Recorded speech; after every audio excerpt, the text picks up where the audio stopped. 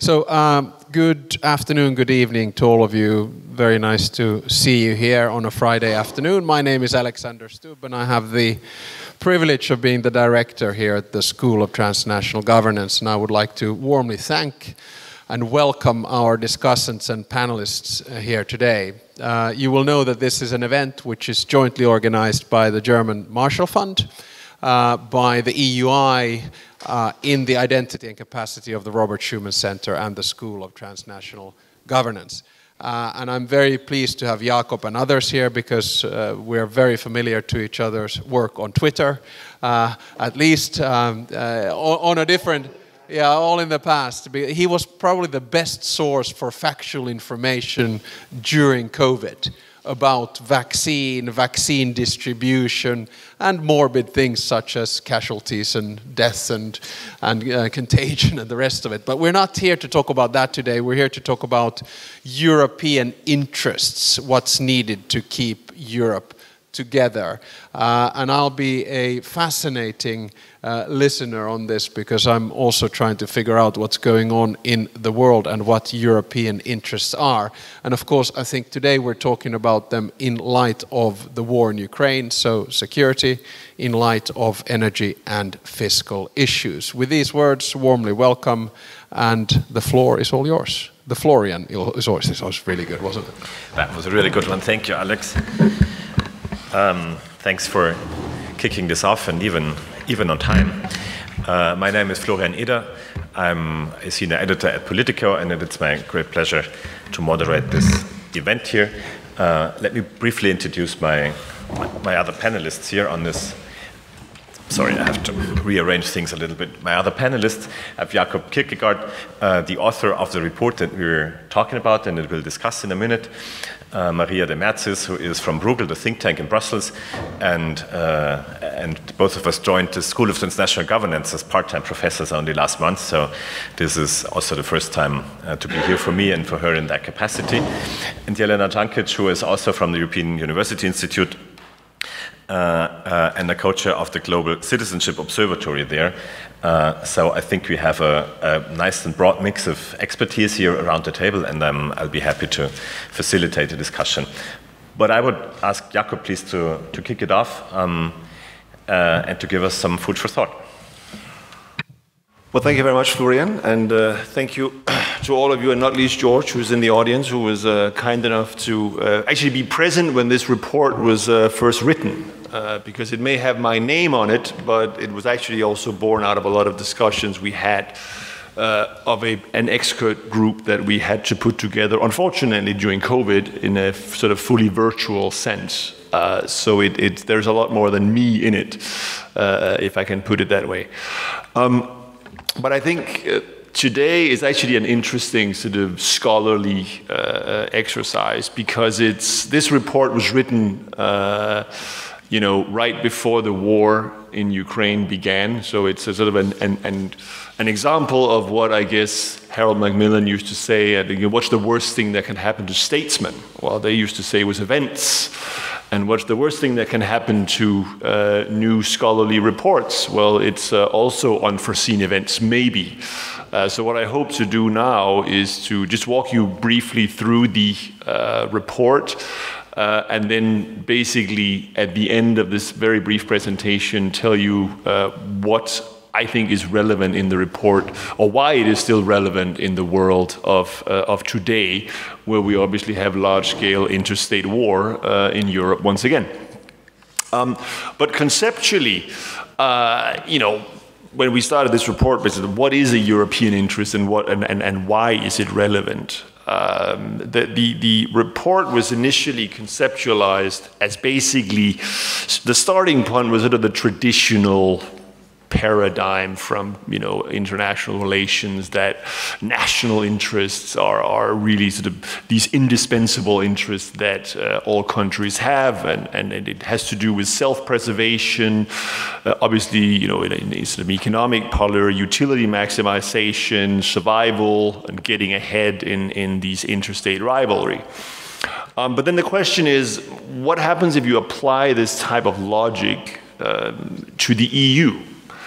Because the EU is obviously a hybrid It doesn't have, or at least until recently, until we started by using the peace facility to buy weapons for third countries. But beforehand, it didn't have any explicit military tasks. And we also had Brexit, which means that we now know that people can leave or countries can leave voluntarily. Which is not something that typically many countries, I mean, there are many examples of countries that have gone to war to prevent that. And the classical example, of course, is, I guess it's arguably the United States, right? The Civil War in the 1860s, which really sort of settled that issue. Can you leave that union? I think the answer to that question is clearly no. But the EU is different. The EU, you actually can leave. And if you factor that in, it's pretty clear. The report argues that European interests are therefore inherently different, though perhaps functionally, obviously overlapping with traditional national interests. And we basically argue that it has to do with, because you don't go to war to keep the European Union together. There has to be something else that keeps Europe together. And European interests are therefore broader than the sort of physical self-preservation. And ultimately, they are about, we would argue, the policies that are needed to politically preserve the European Union. And that obviously are policies for an entity that doesn't have a military capability, and obviously doesn't even have, with the, I guess, exception of some border protection measures or some border protection. I mean, the only uniformed EU staff is the border protection force, right? And therefore, what such an entity needs to do to self-preserve is obviously very different from what traditional states do to keep their cohesion. It's also very clear that Europe, a European interest, as they are expressed relative to other, especially large countries around the world, in this multipolar world that we talk about today, that the EU, which obviously is a euphemism in this report for Europe, unless you assume that you have a full political union at some point, then it's very clear that it's because you will continue to have distributed sovereignty between the European level or the EU level and individual member states, but all the military capabilities continue to reside with the national level, that the EU itself will be, as we say, structurally less endowed with the hard military capabilities than the influence and the power that the EU arguably possesses in the purely economic realm, where obviously trade policy and large parts of investment policy is fully integrated at the European level. And because of this, and I think this has been very clearly illustrated during the recent 8 months after the outbreak of the Ukrainian war, the EU is a different actor than traditional, more martially endowed, obviously the United States as the classical case of the superpower. And it's therefore not a coincidence that it's the United States that have provided the vast majority of military aid to Ukraine, whereas as the EU, while clearly, if you ask many people in Brussels, the fact that the EU is now spending its budget also on weapons is a major step conceptually forward. But from the perspective of the Ukrainians and their warfighting capabilities, it's still very clear that the EU is structurally, unendowed or less endowed with military capabilities than a similar-sized economy like the United States. So ultimately, whenever you talk about European interest, it's a broader set of policies, and European interests are expressed or projected, if you like, across or beyond the EU's border in a very different manner than national interests are, or traditionally national interests are. So we came up with this general definition of what European interests really are. Those of you who are familiar with the thinking about national interest in the United States will probably recognize, the intent of this broad general definition, namely as a sort of set of common interests that are indispensable for the continued preservation of the EU as a well-functioning entity and with its fundamental institutions and democratic values intact. You will clearly also see that this is in some way, I guess you could even call it a conservative outlook. It's really in many ways about preserving what the EU already is, which is a kind of conservative bias that I would certainly argue that traditional national interests also possesses. So it's not, therefore, an expression that is, or a definition of interests that are inherently forward-looking or teleological. They do not assume that the EU will move towards an ever closer union. If anything, this report probably is more with Mario Draghi's adoption of the American version of it, namely towards a more perfect union, which, in some areas can involve more integration and in some areas may not. Again, this is the general definition of it. And then we came up, I don't know if you can read all of them, I just want to try to squeeze it in on just a few slides. But pre-war, we came up with 6 set of European interests designed for what is really the most relevant aspects for the EU, or the interest that the EU has in the early 2020s pre-war. And the first one, flows very clearly from the general definition, namely to maintain the EU's democratic values and the rule of law. Which, of course, in the case of several member states, Hungary, Poland especially, is a continuing struggle. So this is really about avoiding backsliding. I think it's also very clear that there is an independent European interest in the economic realm, which is not necessarily to dictate that, or to even work towards necessarily that everybody's becomes as rich as Luxembourg.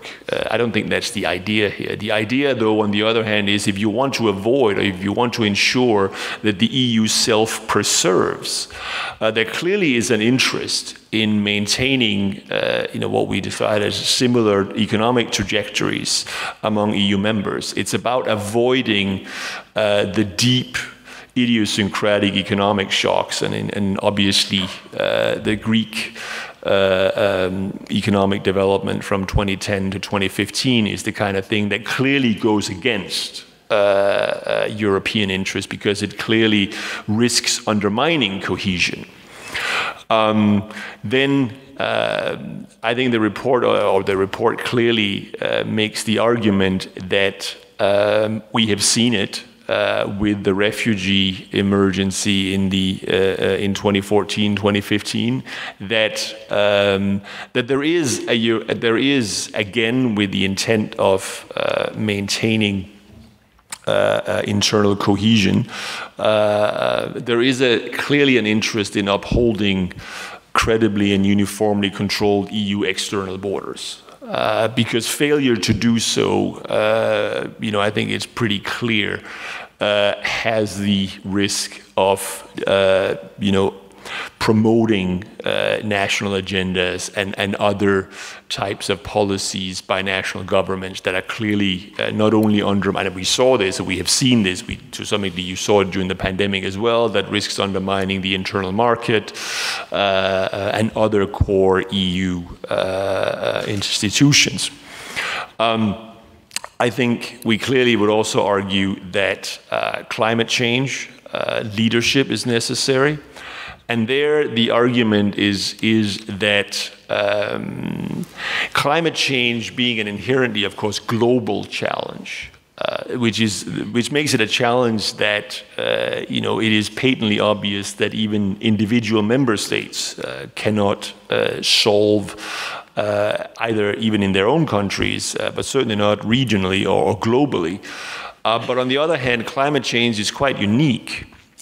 In the sense that it is, the report argues, at least we argue in it, that climate change, because of the public awareness of it, and because of the intense support for climate change or decarbonization, the green agenda, if you like, among EU populations. If the EU as an institution fails to actively promote and ensure that Europe possesses or continues to be a global leader of the fight against climate change, well, then you could legitimately ask, what is the point of the EU? I mean, literally, it would be a hugely delegitimizing event for the EU, and that's why, again, for self-preservation reasons, it's actually pretty important that you need to have or you need to position the European Union as a global leader here, because otherwise, as I said, you delegitimizes the organization in the eyes of the public. And then finally, the two last sort of clusters of interest, you can call them, are more to do with the external projection of European interest. And the first one is really that partly as a function of the fact that the EU is a structurally under-endowed entity when it comes to hard power or even diplomatic, capability to project European interests abroad. The report basically argues that it's probably not a smart way to use scarce resources to, promote things like the Indo-Pacific strategy and other types of reflections of the EU entering into the sort of traditional rivalries among the two remaining clearly superpowers in the world, which is of course China and the United States. Rather, because the EU has a limited set of endowments for this kind of power projection, they should actually, the argument is that you should spend them in the neighborhood. That it's actually the neighborhood relations that are the EU's core interests, because that's where it can make a difference, and that's obviously also where the risks for the EU are located. And then finally, the issue for an entity that is predominantly economic in orientation. Well, the EU has a self-evident interest in remaining or sustaining the cooperative international system.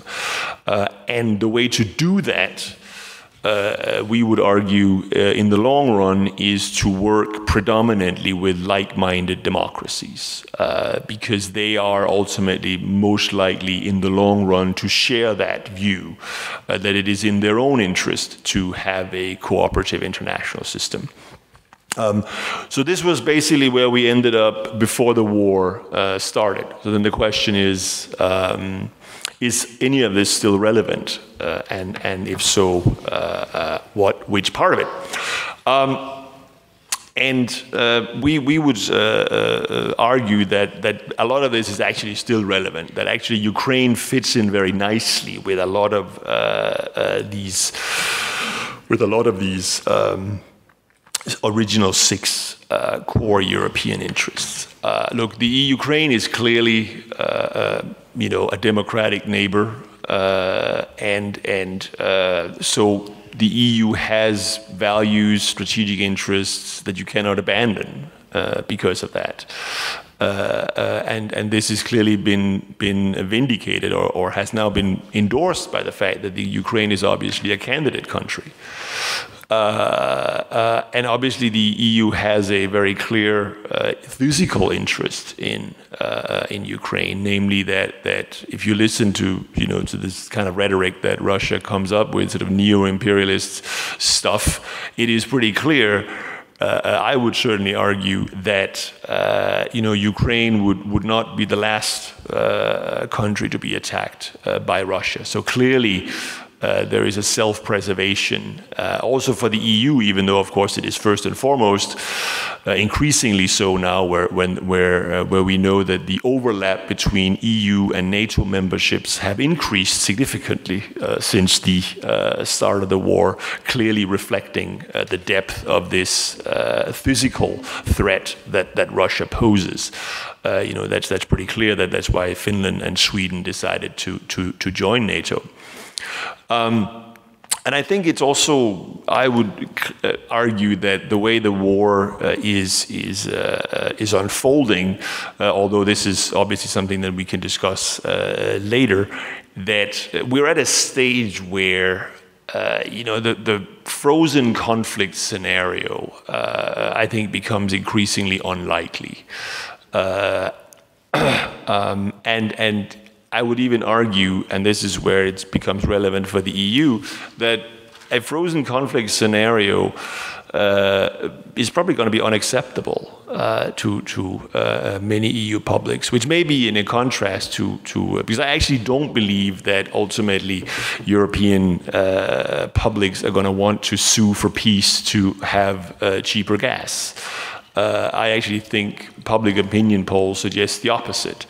And I would certainly contend that, once we recognize that the number of civilian casualties in this war greatly exceeds that of even the civil war in Yugoslavia, this will even be, this logic will be amplified. And then, obviously, economic sanctions, they have had a major effect also on the European economy, but I would contend, even though we can discuss the efficacy of these sanctions, but they have actually done what you can realistically expect of economic sanctions, namely significantly degrade Russia's ability to conduct the war. I mean, there's a reason why Russia needs to source drones in Iran and artillery shells in Belarus and North Korea, because nobody else will trade with them, and that includes, by the way, China.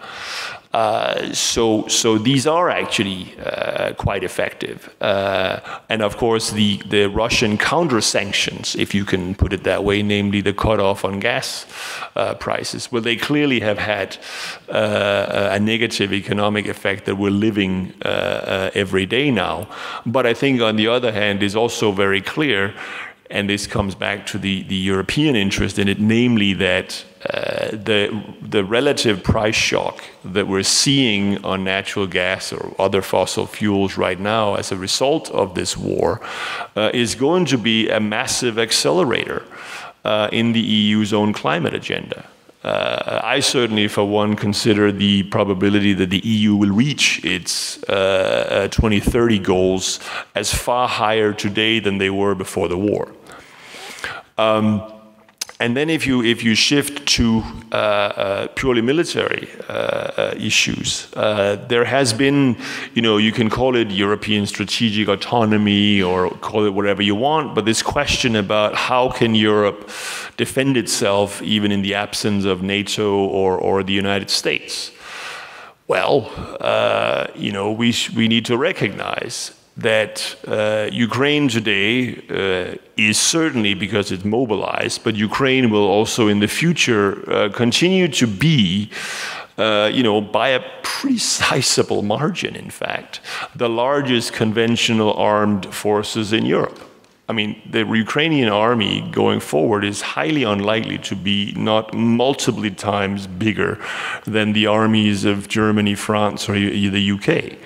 And the amount of equipment that they will have either taken over from Russia or obviously been donated, makes that very clear.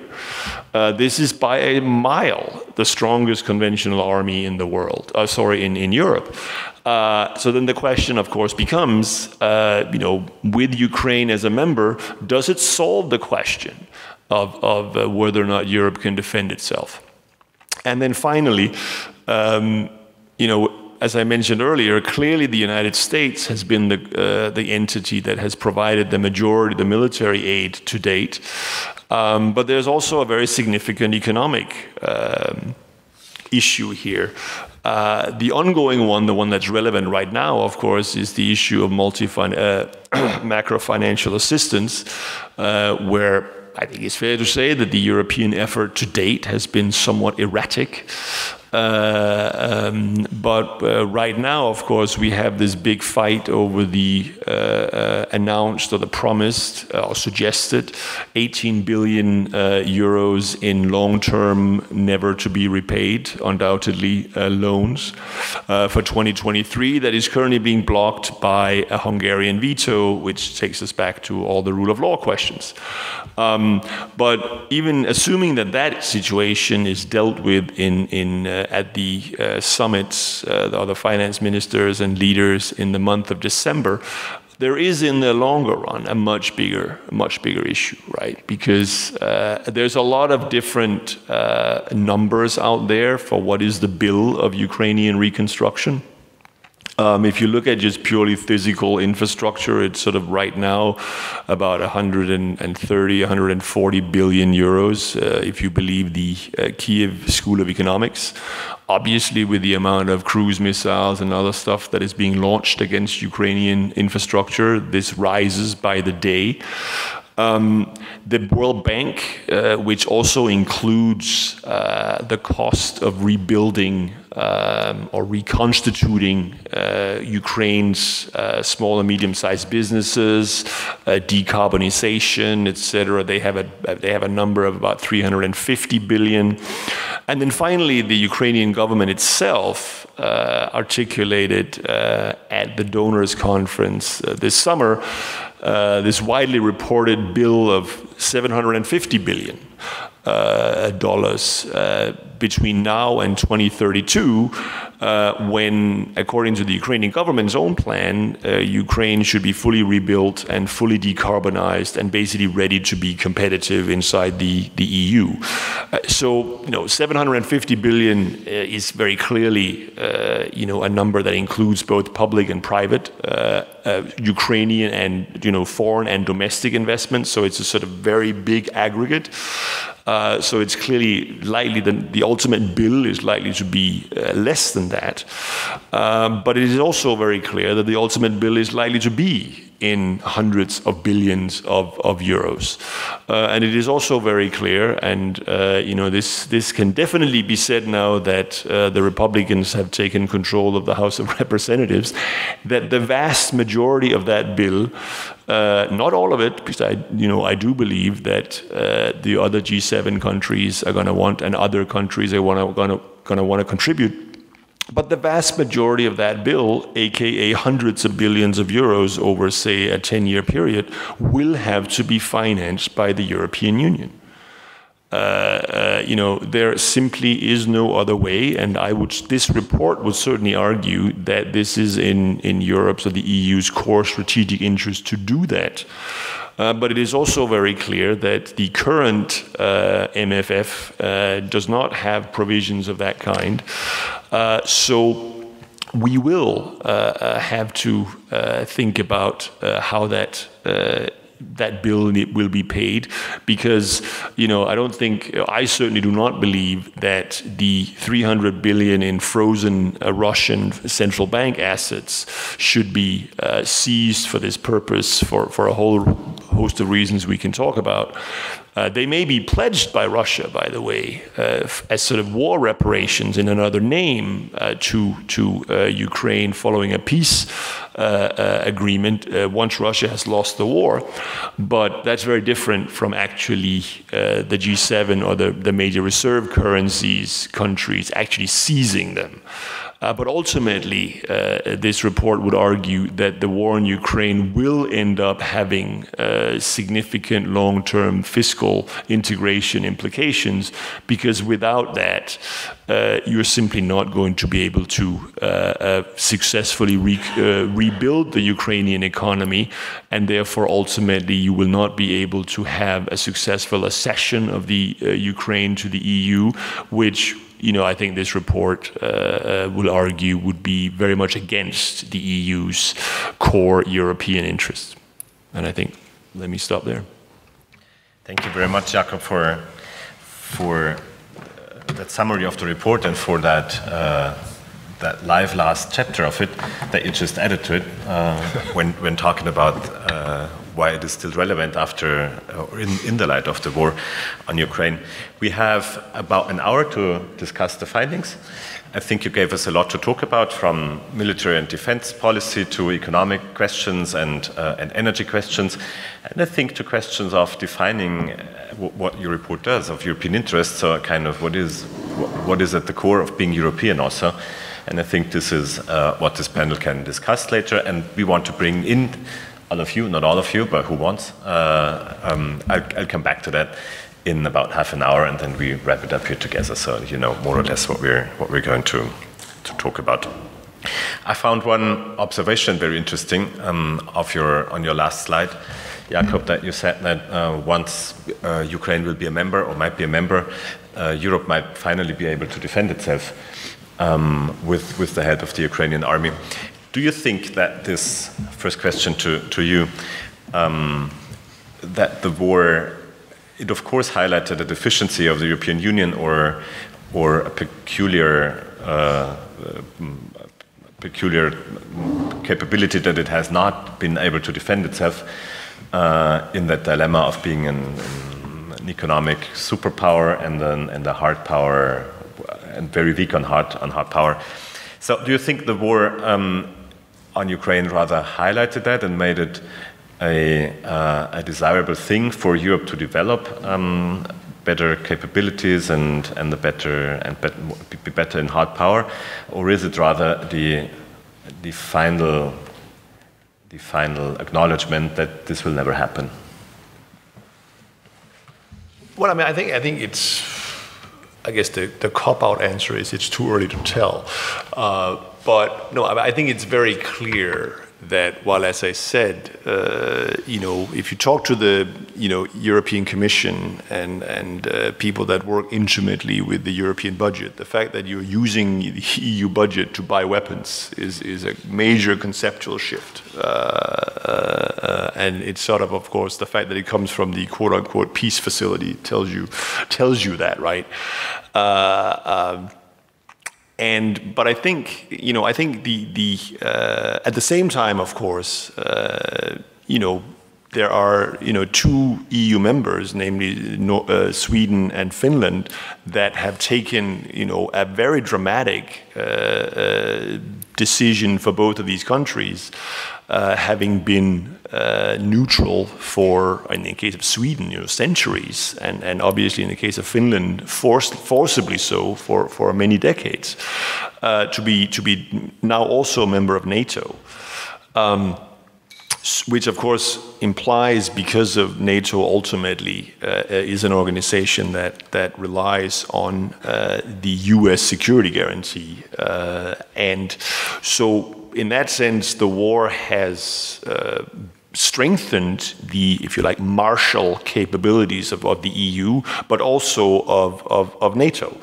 And you therefore have to start speculating about the future of NATO to see whether or not, and obviously it's not just about NATO, it's also about defense spending in a lot of European countries. I mean, first and foremost, of course, Zeitenwende in Germany, if it ever becomes implemented on the ground. But I think it's fair to say that the war has overall obviously added to the defense commitment or expenditure by virtually all EU member states. But you have to have, whether or not this leads, this development ultimately leads to a development of a common European, a stronger common European defense capability. Certainly, I would argue that the very fact that if or when Ukraine becomes a member, its military capability, including the military-industrial complex that exists in Ukraine, will do so. But unless it's ultimately a discussion of what is the future of NATO. Which is ultimately a discussion of what is the domestic political future of the United States, which we can have that discussion, but it becomes, maybe this panel is not the greatest place for it, but it certainly, I would say, tears up. It's an opportunity for Europe to build on these capabilities that it structurally have never had the need to, or for that matter, the desire to. I'd like to ask Jelena next. What do you think the war on Ukraine has done to European interests and done to Europe?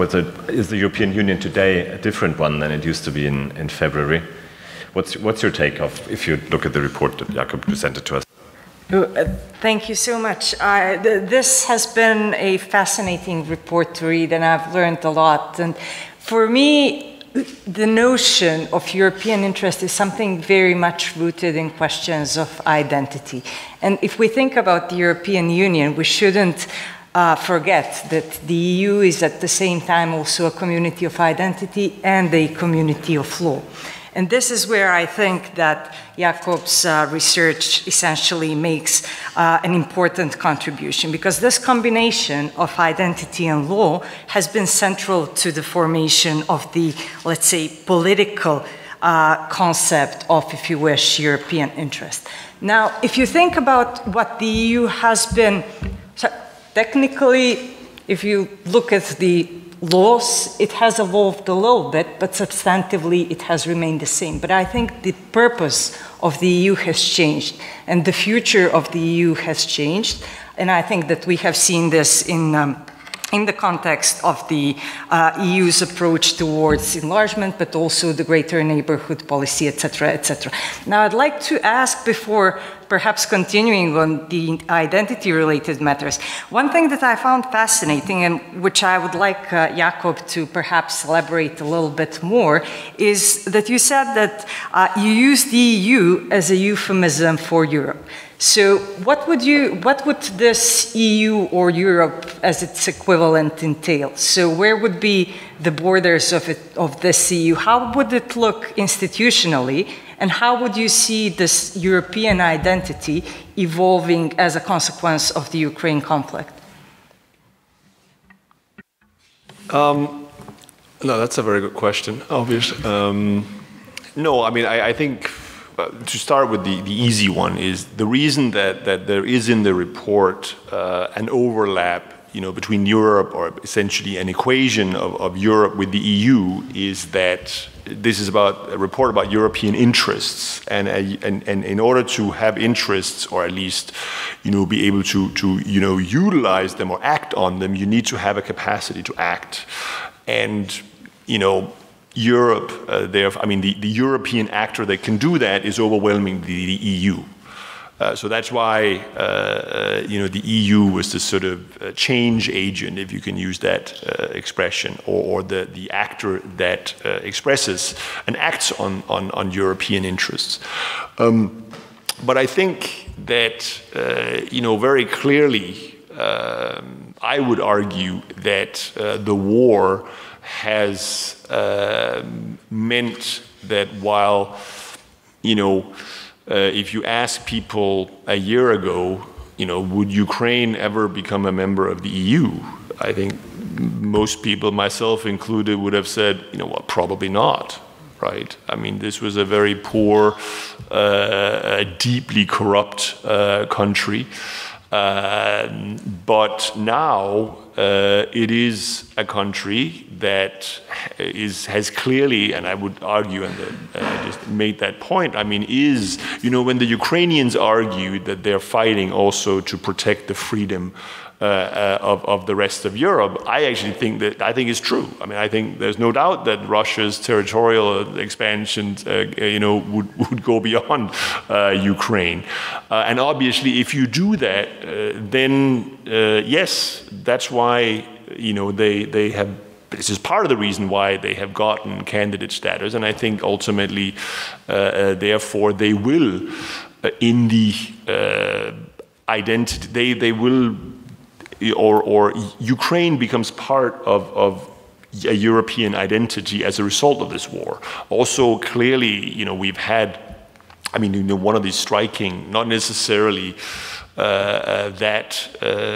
you know, entirely unproblematic, but I mean, the reception of 5 million or 7 million refugees to Europe, which by any means has been exemplary. Right. I mean, you know, you probably couldn't have had a better, more seamless way of having that done. But obviously, that makes the contrast with the recipiency of Europe from refugees even today from other parts of the world even more, you know, problematic and clearly contradictory with regards to universal values. But they clearly, you know, I would say represent, again, an acceptance or an inclusion of Ukraine into Europe's, the identity of Europe among European publics. Maria, I'd be interested in your take on this. We've heard a lot about what, you know, how the EU has changed or is changing in the light of this war. You were an observer of Brussels and of the dealings and doings of the Brussels institutions. What's your main observation there? Is the EU stronger or weaker? That's the main question, I think. Yeah, thank you very much, Florian. Thank you, Jakob. That was really, I agree, it was a fascinating report to read. And also, I learned a lot from reading it. So, just to your question directly, and then perhaps make a few comments on what Jakob said. Europe is quite good at getting stronger through crisis. So, I would, if this is yet another crisis, which of course it is, then I think we are stronger. I think, and there are many ways to justify that, I think. Despite our differences, I think good things will come out of decisions, common decisions by country that will justify this effect, not least with respect to Ukraine, how we deal with it. I am not sure what the outcome will be with regards to Ukraine's membership, but I think I take all the points that Jakob made. If you allow me, I wanted to make a few comments on certain things I heard. There's so many to pick on, and let me just maybe pick 4 small ones. The first one I'll say is that there has always been a doctrine that, and actually very much at the genesis of the EU, that countries that trade with each other do not go to war with each other. And actually that goes to explain the state of the world that we're in today, that we actually are in some sort of a conflict, even if it isn't a military conflict. But in any case, some adversaries are being created as the world polarizes, but we don't give up on trade, which is something very strange to acknowledge, that the fact that we continue to trade, even though we might be in some sort of a war with each other, if it is in a military war, that's actually strange. I think this is strange. And that, you know, is that with the context of, I was often thinking about the US-China narrative on decoupling, and actually it's very difficult to achieve something like that, because economically, US and China are very interlinked, and so the idea of decoupling politically makes no sense. And so what do you do? How do you go about conflicts if you actually continue to trade? To this day, we are still importing, we being the EU, is importing gas from Russia. We have not sanctioned that, and we still import gas from Russia. 9% of our imports of gas still come from Russia. That's very strange, actually, if you think about, we're speaking the language of war here, we're preparing to defend ourselves, and yet we still buy gas from Russia. And we have actually not sanctioned gas from Russia, and we often worry if all the countries are going to hold the line, faced with a very tough winter from a point of view of the climate, will countries in the EU hold the line on gas? This is a question that we need to think about. But that's point number one. Point number two, slightly different point, and it comes to this issue of identity. There's two graphs in this report, which are very, very nice to read. The first graph asks all EU countries, do you feel more of your own nationality, or do you feel your nationality and European? And there is a ranking of countries in this respect, right? And it goes one way. The second graph asks the question, would you like the EU to do more for you? And it's interesting that the ranking goes exactly the opposite. Those countries that actually say, I feel both European and my own country, are actually also the ones who do not want necessarily Europe to do more. And the other way around, those countries that actually feel more on the nation side and less on the both nation and Europe, actually want Europe to do more. And I don't know how to explain this, but I think it points to the fact that it's not obvious to me that all countries want the same thing from the EU.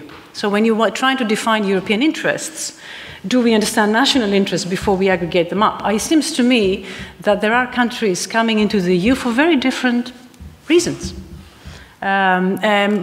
Primarily economic, but even the economic side, the driver of their interests are actually quite different. And just a quick example, countries of the South that have had huge inflationary histories really want the stability of the currency coming into the EU and to the euro. Countries of the North are a lot more interested, are primarily more open to trade, want the scale that the EU gives. Just one example before I even comment on identity that is not my field. The third point I wanted to make is your last point on sustaining a cooperative international system, sustaining good relations with like-minded third countries. Just for the sake of being contrarian, I really have an allergy to like-minded third countries. And the reason why I have that is because, in particular, if you want to maintain a leadership on when it comes to all things related to climate, it is with the non-like-minded countries that we need to engage. And I would have liked Europe to take an effort to sort of say, of course I will maintain my alliances because we need alliances, but it seems to me that we need to go beyond the like-minded to the non-like-minded. How do we engage with those? You said it yourself, Jakob, that climate is a global public good. We cannot sort climate just with the like-minded.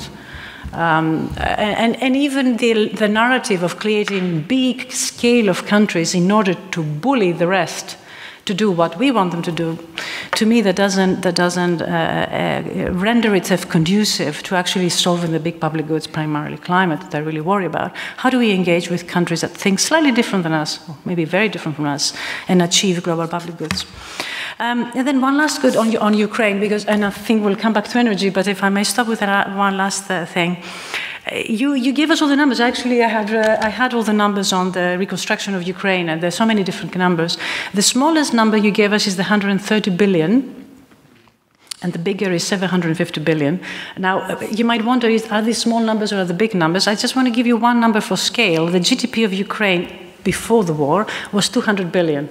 So the smallest number was 127 billion. It's about 60% of the country's economy, all the way up to 400% of the country's economy that needs to be reconstructed. And which number is correct, we don't know, but as you said, it's big, right? But that also brings me to your point about having, the Ukrainian army being the ultimate defender of Europe's defense. You will have an economy in tatters.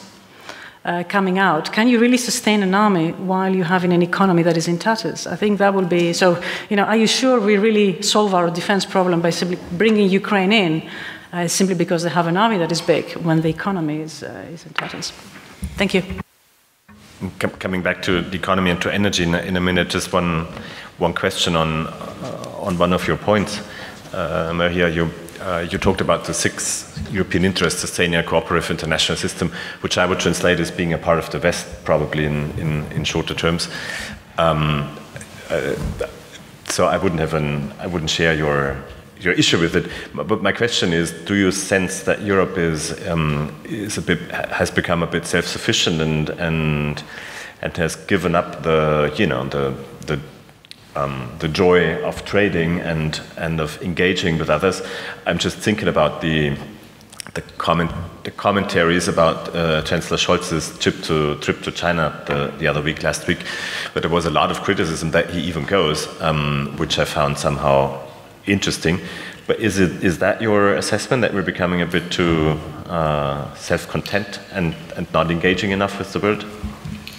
No, I think not. I think not. The strategic autonomy discussion, which I think is where you're going with this, is something different. I don't think that Europe is becoming more closed in this respect. I think the DNA of Europe is openness, and it's also multilateralism in dealing with this openness. So I don't think Europe is going down this way, and nor do I believe it should. The discussion on kind of, how do we sort of maybe protect, for the lack of a better word, maybe protect ourselves, have to do, on the economic side, for me, has a lot to do more with diversification. We shouldn't put all our eggs in one basket, that being energy or anything else. And I think the CHIPS Act goes in this direction as well. Look, we're going to need chips for about everything. We need to find ways of having a more robust economy. And I think diversification is a good economic principle. You don't have to go political to diversify. And that goes also on the length of the supply chains. I think the supply chains may have gone too long for maintaining a resilient economy. There's no politics in here, it's just economics. So I don't think Europe is thinking ways of narrowing its broad expansion, its trade, or indeed its openness. Elena, I can see that you want to say something. No. To actually follow up on this, because it's very similar to my thinking which borrows from citizenship studies, and it has to do with the very definition of European and national interest in itself. Because here it seems to me that we're talking about this European interest or national interest as the interest for self-preservation. Whereas if you think about the ways national interest is articulated primarily in constitutions and citizenship laws, it's through a set of differentiated areas that don't have to deal only with security, but also with economy, with a common approach. And I think that this is something that has treaty grounds also in the context of the European Union, and something that can be used to forge a greater unity also in the context of Ukraine. About this unity, it is indeed probably true, and it's a no-brainer. Of course, this unity of this decision-making in the European Union has been notable over the past month, as it was before actually. But for how long will this last? Do people have a bet? I mean, we're talking about the 9th round of sanctions against Russia.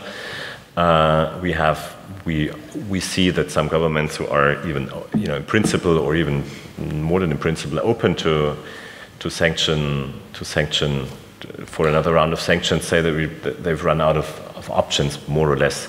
There's still, of course, gas. There's still the Gazprom Bank. There are things like that. But is that already the moment where this unity is a bit in question for you, or is the purpose and the pressure from outside so strong that we're still good?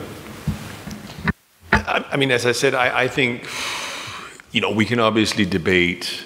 I would prefer if the Belgians didn't sanction or didn't fight for exempting, diamonds and things like that. I don't think it makes much sense to not include Gazprom Bank and virtually the entire Russian financial system now that Russia has cut off the Nord Stream. I agree that I know that there's still, actually we still import Russian gas from some of the other pipelines, but in much smaller quantities. But overall, I would say that the economic sanctions have, I wouldn't say almost, they have run their course in the sense that they are, in my opinion, they've been very successful. I mean, they have very significantly degraded the Russia's ability to wage this war.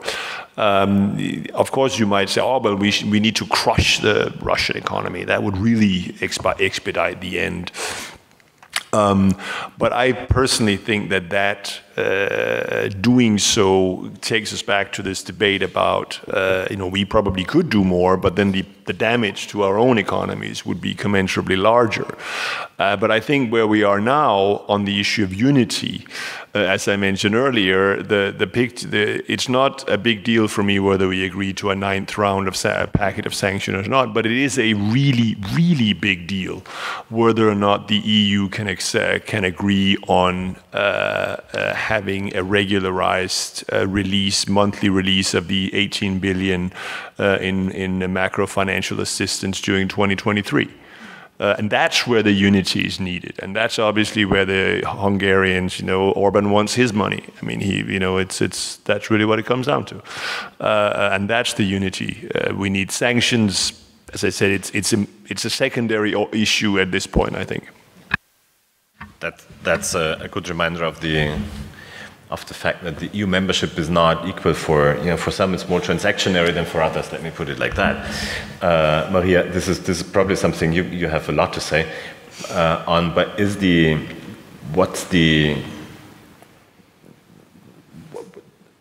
Jakob is describing in his report a conflict. These European interests can sometimes be in conflict with one another. You're just describing one. Of course, if you would try to crush the Russian economy, then the repercussions and the impacts on the European economy would be much bigger. Do you think that balance is being carefully struck at the moment?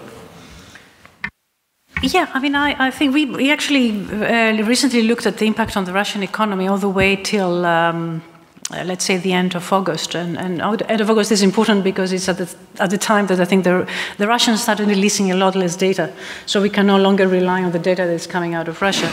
And I mean, if you saw the impact on the economy, actually is much smaller now than what we thought it was going to be, and that is for a number of different reasons. First of all, because we kept buying energy from them, so the fiscal revenues were coming in. The other thing is that the Central Bank of Russia was very skillful in managing the implications of the financial implications of the war, and huge interventions at the right time, and that is quite an interesting thing to see. But incidentally, the exchange rate, where everybody thinks, oh, why did the exchange rate come back up? It initially collapsed and then came back up. It's no longer correct, in my view, to say that, because the volumes of the rubles exchanges transacted were much smaller. So that means basically that the Russian economy is not attractive to the rest of the world for obvious reasons.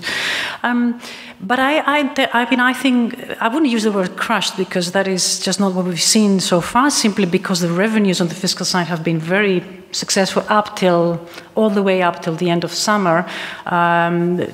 Russia has managed to sell its energy. The energy that we wouldn't buy from Europe, we managed to sell it elsewhere being India and China, but at a huge discount.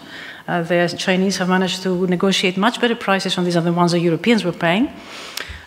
So that all kind of, by the time also we are stopping to buy energy from them, the fiscal resources are no longer there. On top of that, the underlying, structures of the economy are, slowly collapsing.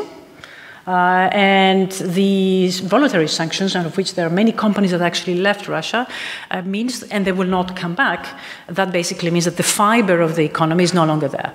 So I think that going forward, this is certainly, and depending how skillfully it manages Russia to substitute its clients, the European clients, with somebody else, I think the Russian economy will be in dire straits, actually. Let's have no illusions about that. This is not, the war had not been the best economic policy that Russia has ever done. Just because you mentioned that these different interests might sometimes conflict with one another. What I think, and also when I was reading the paper, one thing that I was thinking about was whether it would make sense to make a hierarchy of interests, which would include those that are security related and everything that would be in a way fitted into that box, the economic ones and then the normative ones, which would then entail democracy promotion within the EU, but also post-conflict reconstruction in Ukraine, which will, in a way, take place. So I think that if we think of these interests, not necessarily conflicting, but superimposed and overlapping, then they might actually have a common purpose as well. Well, actually, just on that very point, this was actually one of the things that was widely discussed when we were, writing the report. And the issue is that the specific reason that we did not want to do a hierarchy, placing the sort of security issues at the top, is the fact, as the report describes, that European interests are broader than just security. It's not just about security to keep, the EU together. It's a broader set of issues. It includes also, and you don't want to write a report, it's mostly about foreign policy, right? It's because these interests are inherently also domestic in nature. And that's why there is no hierarchy. It's actually a very deliberate choice that came about after some deliberation. We've been talking about the board now for half an hour. This is, of course, not the only stress factor for the European Union at the moment. It comes at a very critical time when we have that war. But into that toxic mix, we can also put the energy prices and inflation in general. I'd like to ask you, Maria, this is the situation, and the situation awareness is there. But then we also have the long-term goals of the European Union and the Green Deal and the reduction goals, and all that. What's your very broad assessment? Is Europe living up to the challenges at the moment? How's Europe doing? So, thank you for that question. I think that's in all our minds, that question. So maybe I give some information on this to attempt an answer. So the first thing is I will agree with Jakob that when he said that this has really accelerated the transition to greener energy. I think that is correct, and you see it in all fronts. We are using a lot more green energy than we had in the past. We are doing a lot of interesting investments, not least because of the money that came in through the RRF fund in Europe, the Recovery and Resilience Fund that was negotiated during the pandemic, but is serving us now also in purposes that we hadn't anticipated back then. On the energy side, so I think. The first measures that the European countries put together, which were, if I may call them, instinctive measures, they were measures to help citizens deal with exorbitant energy bills. So countries put in fiscal measures, direct subsidies for energy consumption. This was, of course, a very good thing to have done because it protects the households, but actually had the side effect that it did not incentivize citizens to reduce the consumption of energy. Very quickly we realized that without actually reducing the consumption of energy, we're not going to make it. We need to consume this. And the orders of magnitude of reduction in energy that we needed were about 50% by comparison to what we were consuming before this measure, had we not had that problem. 50% is a lot, right? I mean, and that goes across the board, industries, consumers, everybody. Looking at the numbers now, we have a database where we're measuring all this. We are doing very, very well. When it comes to consumption of energy, we're doing very well. The measures have changed. We realize that actually, all of us realize that we need to do something about it. Both the companies, but also households, have reduced energy. In some countries, I'm thinking of Finland, 50% reduction of gas, because it's the highest in Europe, which is very interesting to see. Now, this is helped also by the fact that the winter is not as strong so far. That remains to be seen whether it will continue, but so far we're doing very well.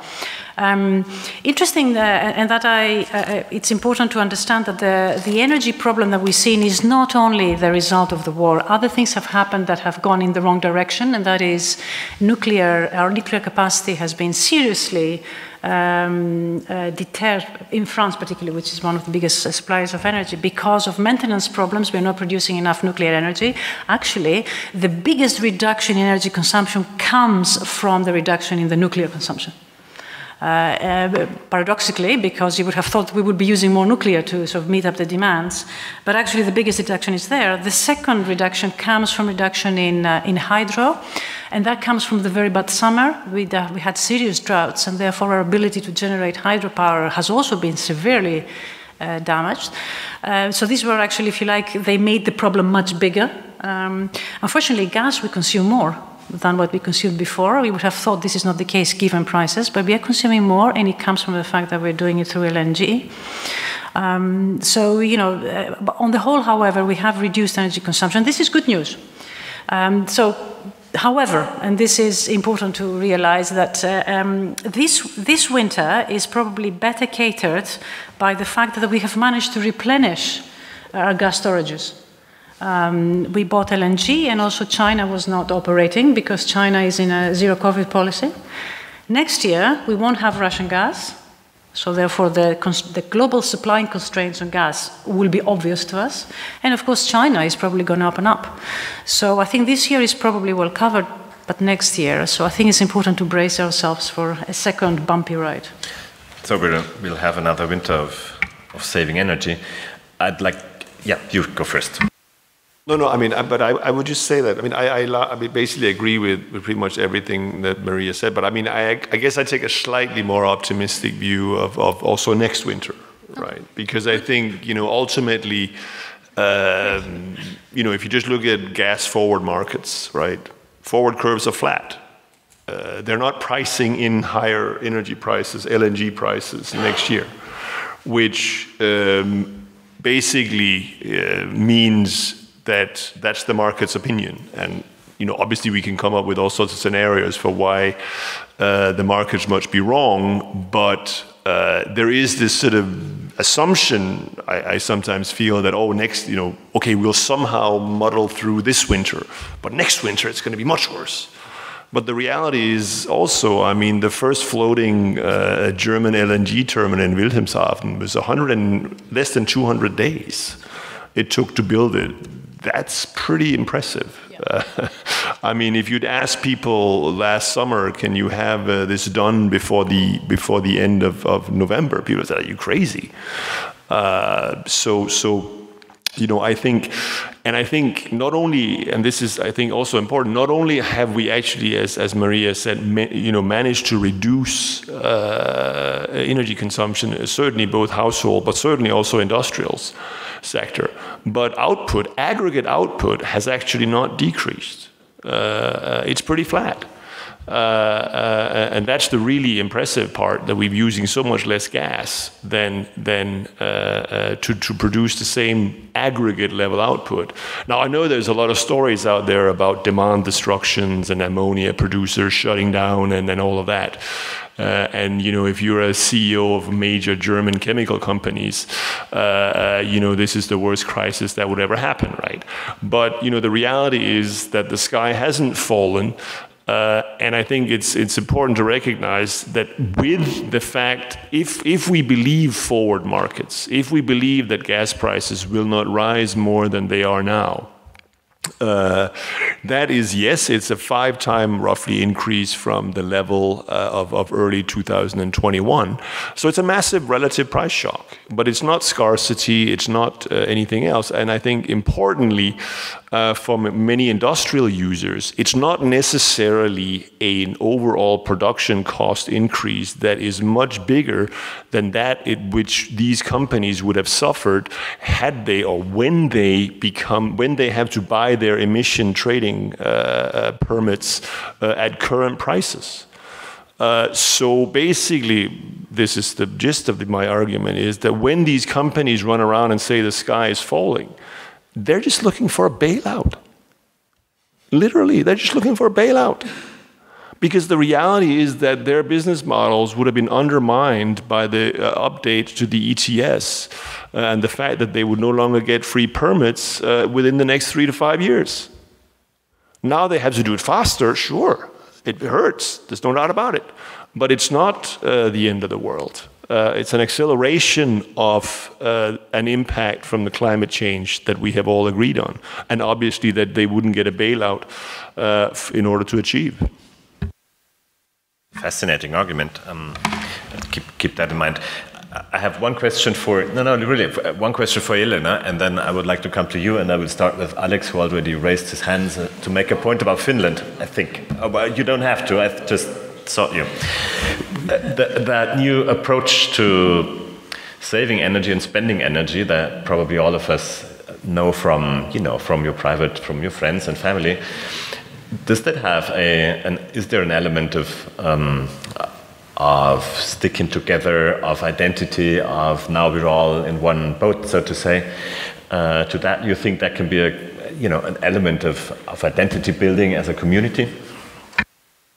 That's an interesting question, which I was actually hoping to ask Maria and Jakob, and I have it down, because I think that there has been a very different approach to this issue from people, from the consumers of energy, etc., and from the national governments. And while we see solidarity forged at the European level, we also see some discrepancies, and there has been some pushback, especially from southern European states, when it comes to reducing energy consumption. So I think that while you can see the forging of a greater, say, European unity and identity at some level, and especially at the level of citizens of Europe who, in a way, feel it on a day-to-day level. And to be honest, being from a part of the world which has not had electricity during the conflict in the former Yugoslavia, I think that this solidarity kind of among people shows a lot.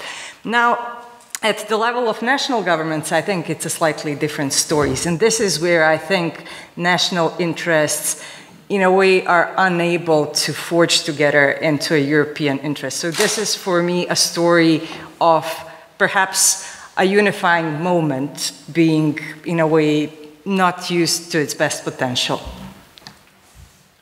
Thank you. Who has a question? Would you like to? Sure. Yeah, please. Please take the microphones and then briefly identify yourself. And I'm not saying this for you, Alex, but for the rest of us, keep it short, perhaps, so that we can take as many questions as possible. Yeah, sorry, it was just a knee-jerk reaction when Finland is mentioned. It was actually just, I think in the Finnish case, it's so. First of all, on gas, remember that Finland diversified its energy portfolio so that yes, we were 100% dependent on Russian gas, but 5% of our energy consumption was gas. And that only went to industry, not into any households, and most industry on the eastern border, which was in any case dealing with Russia. So in that sense, for us, it was kind of irrelevant. We shifted the sort of grid like that, and therefore the reduction of 50% in gas consumption was quite natural. Second point, we actually accelerated nuclear. One of, Areva, which was Olkiluoto 3, a little bit of a sad case. It took about 20 years for Areva to fix it, but now it's doing very well. So we did the conversion to nuclear, and this was energy security in many ways. Now, first of all, I think this was an excellent panel, and I hope you agree with me. I think the outlook that you guys have is extremely optimistic. And it's not very often that we speak about the European Union in optimistic terms. So I make 2 points which do not have a question except do you agree? Point number one is I think actually that the European political community is one of the key instruments of power that the European Union and all European states can use. Why do I say that? Because the base case is that Europe and European security will be divided into two. On one hand, you have an isolated Russia, which is isolated politically, economically, financially, energy, sports, culture, travel, you name it. It's gone, basically. And on the other side, if you wanted to use soft power to change people's minds, say in the interest of preserving democracy, for instance, heck, we have Armenia and Azerbaijan hanging out with the president of France. And by the way, I agree 100%, this cannot end in a frozen conflict, like we've seen in Nagorno-Karabakh or Transnistria or Abkhazia or South Ossetia. So you have 44 states suddenly which have a perspective of, perhaps becoming EU members or perhaps becoming NATO members. And to have this forum, I think, is very important. My second point is about the way in which Europe, remember the EPC is 44 countries, so that's almost 25% of the world's nation states. Now, I think we need a shift of a European mindset if we really want to project power, whether it's climate, democracy or economy. I launched, I guess in 2009, a concept which I call dignified foreign policy. And by that I argued that if you want to solve the climate crisis, as you said, we cannot do it, I think was it Maria said, you can't do it by bullying. You can't do it by force. you have to do it in a dignified kind of a way. So I think we really need to shift the mindset. And the big worry, here's my question, the big worry is that now we're already starting to see a lot of people say, oh, you know, we can't do business with China, or we can't do business with autocracies, or etc. I think it's counterproductive. Europe basically has to, sorry to say this, it has to compromise on its values in the name of its interests. Do you agree? Well, good question. Do you agree? Yeah, the ever-present value versus interests discussion. No, I mean, I certainly, I mean, first of all, yes, I think ultimately I agree with your assessment that this is quite optimistic, actually, in its outlook. But I think, you know, if you look at how Europe has dealt with first the pandemic, and now I would argue, based on the gas price outlook, is dealing with the current energy price shock. Pandemic-wise, nobody in the world did better than the EU. We can see that now. I mean, there's no long COVID problem here. It's basically done. And I think our response to the war, if we manage to help Ukraine win the war and rebuild it, as well as wean ourselves off not just Russian fossil fuel, but all fossil fuels in the process. I mean, it's a triple win.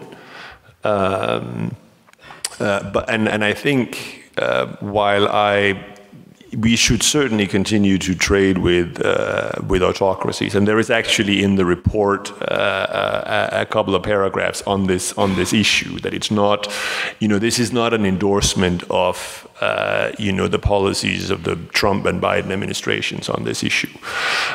We can then get into the nitty-gritty of particular dual-use items and those types of things, but broadly being open for trade, absolutely, because, you know, China is now the biggest and most rapid adapter or adopter of renewable energy. I know they still build a lot of coal-fired power plants as well, but they also build more wind and solar than certainly Europe and the United States does. So yes, I agree. Maria, this was actually, Alex put it way more elegantly than I did before, but this is actually the question that I meant to ask. Is it worth compromising on the values for the economic interests and the interests of Europe? So this is a very important question. I would actually even go further than Alex and say that it seems to me the narrative doesn't have to be on value terms, simply because what do we gain from that? It's as though we are aiming to gain the moral high ground, but then we do business anyway, right? So, I mean, to me, this is not about imposing values on others. I think we should not compromise within ourselves what our value system is. But beyond that, there is a world out there. They think differently, and you know, if the world works this way, I don't think we should aim to impose our value system on others. In exactly the same way that we don't want others to impose their value system on us. I think that's it.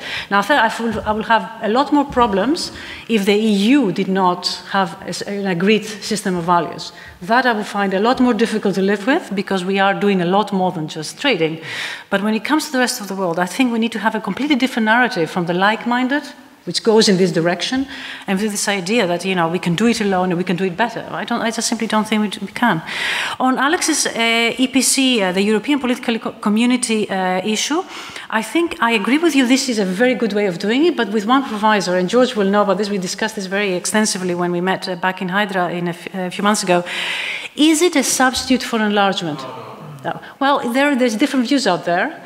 For the French it might be, but no. Well, whether you see, that's it. And I think if I was on that side, I was aiming to become a full member of the European community because I happen to share the same values and all the other stuff, I would be very, very worried that this is a substitute for enlargement, in which case, you know, I wouldn't be so uphold about this. But for the rest, I agree with you. You know, full membership is a very difficult way of moving, and therefore, if we can find other ways of doing it, it will be very welcome. But not sure we are there yet. Elena, I'd love to hear from you, in particular on that point. Yes. How long do you want me to talk for? No, but I think that this, the thing that Alex mentioned as the second point, the shift of the European mindset towards compromising on values for the sake of something else, or stability or economy, that's what's been going on in the Western Balkans for the last 20 years or even more. There's a whole literature on the European Union essentially overlooking democracy promotion and the rule of law for the sake of keeping the region stable. So that's something that's already happening to a certain degree. And I think here, Maria, I would agree with you, but only partly, because I think that there are countries which aspire one day to EU membership, and that's where essentially European values would need to find some way to get through one way or another, right? So there has to be, while the European Union should not stop doing business with the countries for the sake of certain things. I think that the value issues, especially in the European Union neighborhood, do have a significant power, and that's where also the European Union has this potential to be a soft power that it should be. I agree. We can take a few more questions if people have questions. George has one, and then was there an... Yeah, you go first. I have a question and two pushbacks. The question is, and we've had this conversation a little bit, Jakob, during the group, is can you say a word about how the narrative on European interests maps onto the question of pursuing European public goods? It's not exactly the same thing, it's slightly different, but they're very similar. So it's a bit conceptual, but I think there's also substance to that. My two pushbacks are on the optimism and on the values issues. So let me play devil's advocate here. Optimistic about the future of the EU, yeah, well, sign me on. But optimistic about the next few years, it's very hard to be, because if you look at all the revised projections on growth, if you look at inflation, if you look at the environment we're going to be in, if you look at continuing lingering issues coming from COVID, and if you look at the bill that we're going to be faced in the end with the reconstruction, it's very hard to see. And what that means in terms of people's living standards and the reaction of that and the translation then to politics, my optimism begins to sort of waver. And finally, a pushback on the values issue. I'm all for realpolitik, but we're not going to put our values in the dustbin whenever we sort of cross European borders and interact with others. Because if we do that, then we are in a completely different universe where we'll become completely transactional, and therefore we have to swallow a lot of things that is happening out there, and we give a blank check to autocratic government. So let's sort of balance this out a little bit. Yes, we trade with autocrats because we have to, but at the same time, there is a sense of projecting our values beyond Europe as well, or not? Yeah, I mean, I think that there clearly is. I mean, this is the linkages that this discussion of values as they come up with, labor standards and increasingly environmental standards. Well, those are our values, right? I mean, there's a reason why we have not ratified the Mercosur trade agreement yet, right? It's because the way Bolsonaro dealt with the Amazon.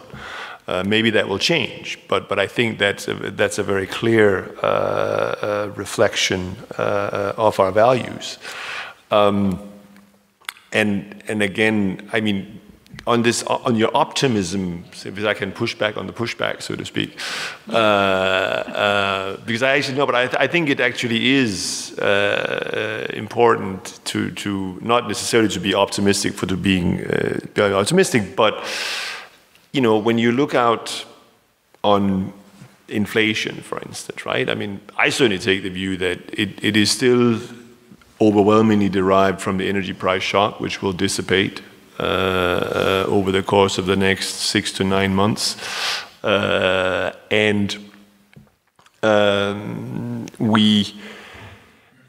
you take a look at global growth. China is facing a very dramatic slowdown. Is this? I mean, is it overall an inflationary world beyond the next 24 months? For me, it's quite difficult to see. So there may be short-term political implications of it, but I mean, on the other hand, the number of crucially important European elections in the next 24 months, I think, is relatively limited.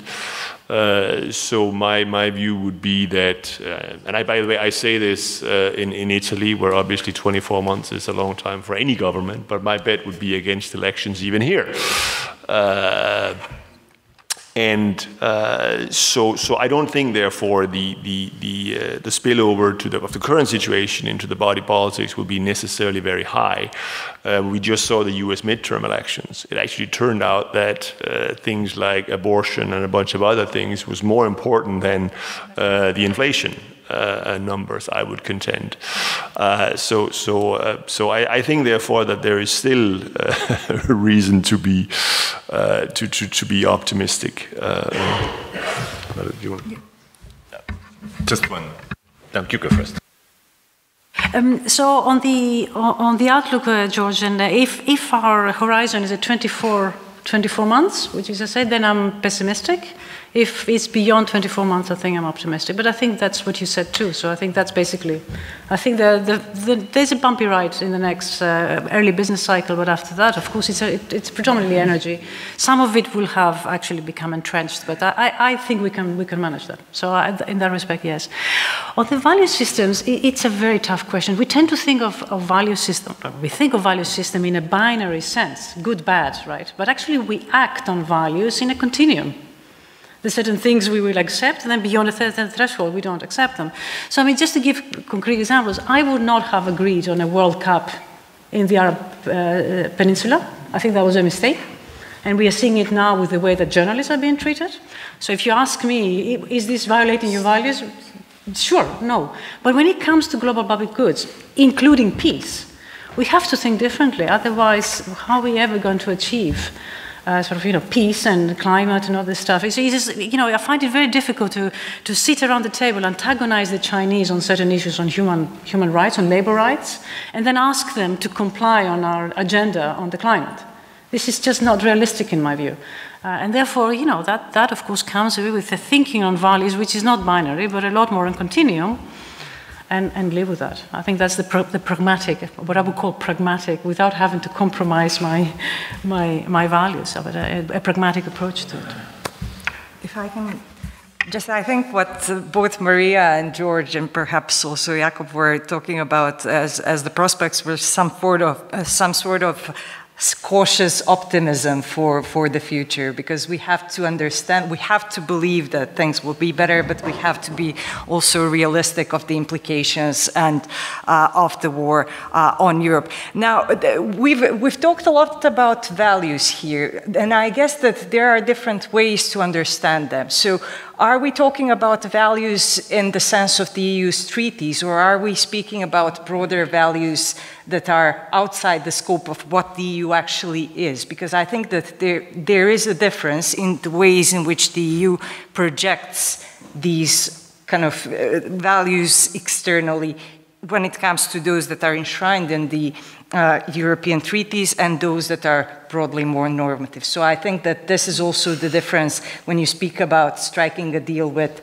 China and then essentially trying to, or overlooking their approaches to human rights. So this is, I think that it's kind of a difference when we speak about these issues in normative terms.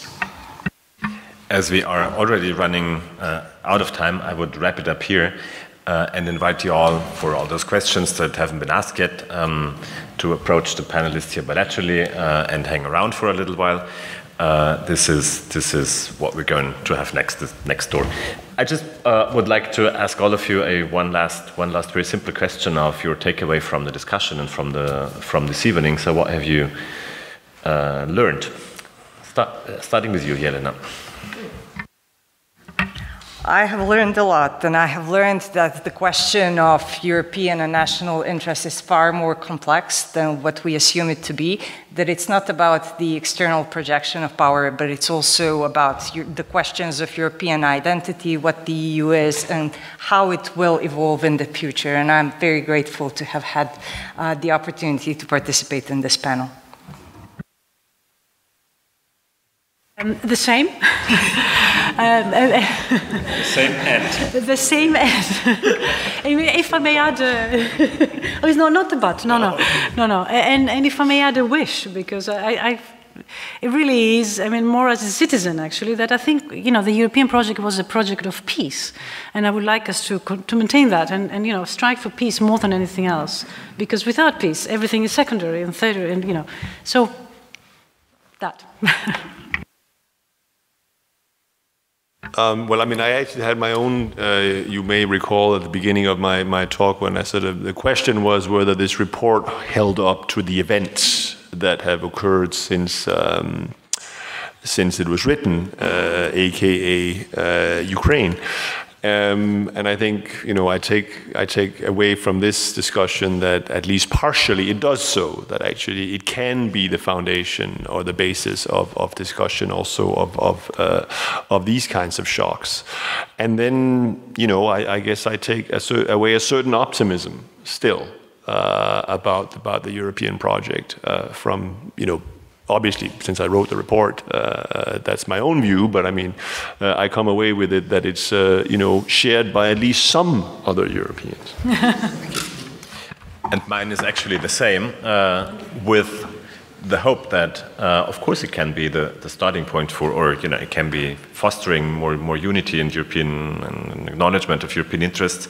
I think what became also clear from this discussion here and from questions is that we all have to hope that the loss of wealth and the inflation is not ruining it all. So I would leave it here. Thank you very much for the discussion, for the report, and for setting it out for you, and Maria and Jelena for the lively debate and for the discussion, and you, of course, for being here, for your interest, and have a lovely evening and a wonderful weekend, everybody.